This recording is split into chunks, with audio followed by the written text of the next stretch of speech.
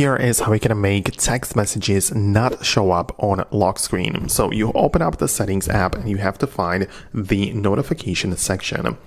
And in there, the list of every single app sorted alphabetically is going to be presented to you. So scroll through this list until you find messages. And for me, notifications are turned off entirely. But the point is that you don't want to have the notifications and the text messages showing up on a lock screen, right? So you can uncheck the lock screen options.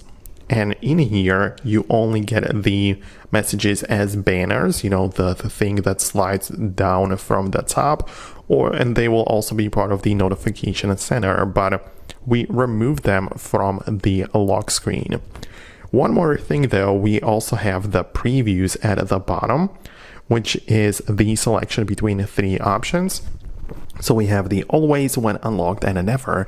And this essentially means whether the content of the message will also be part of the notification. Because some people like to get them, but they don't want to reveal the first sentence of the message, right? So you can also choose it in never and even keep the lock screen, which means that you will get the lock screen notification, but it will just say messages.